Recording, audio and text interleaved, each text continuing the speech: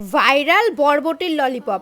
আজ বানাবো ভাইরাল এই বরবটির ললিপপ। তো চলো বানানো যাক। প্রথমেই আমি লম্বা লম্বা কটা বরবটি নিয়ে নিয়েছি। দেখো কত সুন্দর সবুজ একদম লম্বা লম্বা বরবটিগুলো। এরপর আমি বরবটিগুলোকে সেদ্ধ করতে দেবো। সেদ্ধ করার জন্য জলে অল্প পরিমাণ লবণ দিয়ে বরবটিগুলো দিয়ে দিলাম এবং 5 মিনিট ঢাকা দিয়ে সেদ্ধ করব। ওইদিকে বরবটিটা সেদ্ধ হতে থাক, চলো এদিকে একটা ব্যাটার বানিয়ে নিই। তার জন্য নিয়ে নিয়েছি ধনেপাতা কুচি, পেঁয়াজ বাটা, আদা রসুন বাটা, লবণ, হলুদ গুঁড়ো, লঙ্কার গুঁড়ো, জিরে গুঁড়ো, গরম মশলার গুঁড়ো আর অল্প গোলমরিচ।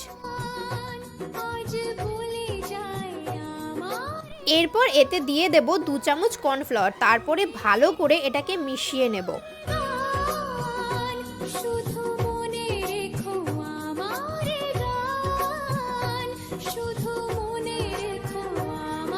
আমি একটু লেবুর রস অ্যাড করেছি, তোমরা লেবুর রস নাও দিতে পারো। যদি ব্যাটারটা পাতলা না হয় তাহলে এটাকে পাতলা করার জন্য অল্প পরিমাণ জল ইউজ করবে। আমি এখানে গরম জল ইউজ করেছি।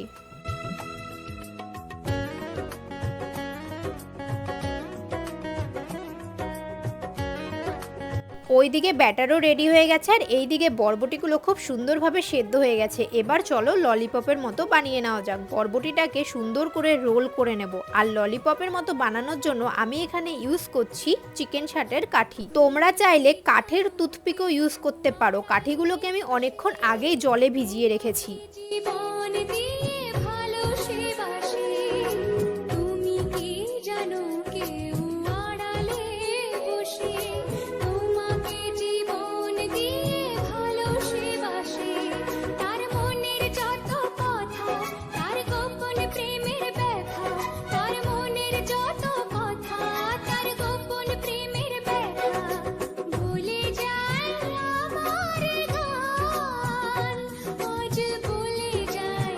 দেখো কত সুন্দর করে ললিপপের মতো হয়ে গেল না? এবার চলো এগুলোকে আমি বানিয়ে নিই।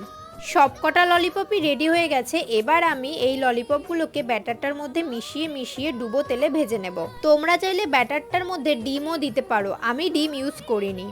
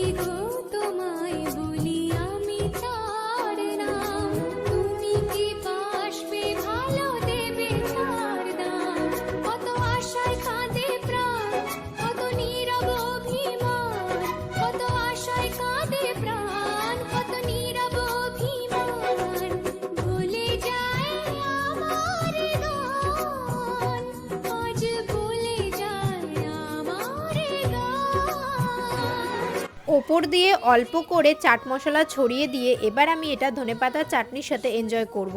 দারুণ কিন্তু খেতে, তোমরা অবশ্যই বাড়িতে ট্রাই করো, কারণ এটা খুবই টেস্টি। কাউকে বলে না দিলে সে বুঝতেই পারবে না এটা বরবটির ললিপপ। আজকের মতো টাটা।